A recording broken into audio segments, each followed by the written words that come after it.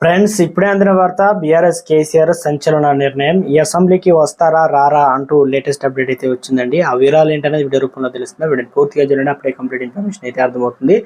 చాలా మంది వీడియోస్ ఉన్నారు కానీ సబ్స్క్రైబ్ మర్చిపోతున్నారు. దయచేసి ఈ ఛానల్ సబ్స్క్రైబ్ చేసుకొని బెల్ బటన్ యాక్టివేట్ చేసుకోండి. ప్రభుత్వం నుంచి వచ్చే లేటెస్ట్ అప్డేట్ అందరికంటే ముందుగానే అందించడం జరుగుతుంది.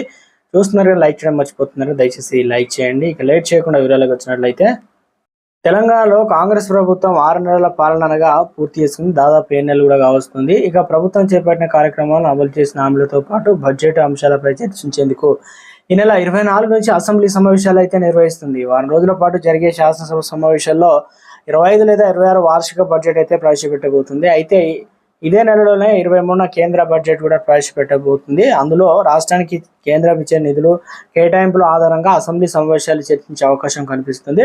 అలాగే రైతు భరోసా, రైతు రుణమాఫీతో పాటు మరికొన్ని అంశాలు వాడివేడిగా చర్చ జరిగే అవకాశం ఉన్నట్లు తెలుస్తుంది.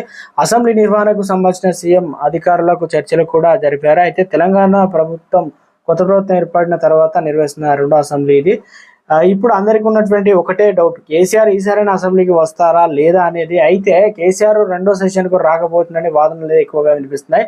అసెంబ్లీలో బలం తగ్గిపోవడం, కేసీఆర్ వస్తే ఖచ్చితంగా కాంగ్రెస్ విరుచుకుపడుతుందని బీఆర్ఎస్ భావించడమే ఇందుకు ప్రధాన కారణంగా తెలుస్తుంది. దీంతో వచ్చి అవమానపడడం కంటే ఈసారి అసెంబ్లీలో బాధ్యతగా కేటీఆర్, హరీష్ రావుకు అప్పగించాలని కేసీఆర్ భావిస్తున్నట్లు తెలుస్తుంది. మొదటి సెషన్కు కూడా కేసీఆర్ రాలేదు. ఇక కేటీఆర్, హరీష్ రావు మాత్రమే హ్యాండిల్ చేశారు. ఇప్పుడు కూడా వీళ్ళిద్దరే అసెంబ్లీకి వచ్చే అవకాశాలు ఉన్నాయంటున్నారు. ఇక కాంగ్రెస్ ప్రభుత్వ పాలన పగ్గాలు చేపట్టిన తర్వాత నుంచి రెండోసారి జరుగుతున్న అసెంబ్లీ సమావేశాలు ప్రతిపక్ష పార్టీ బీజేపీ, బీఆర్ఎస్ అస్త్రశస్త్రాలు సిద్ధం చేసుకుంటున్నాయి.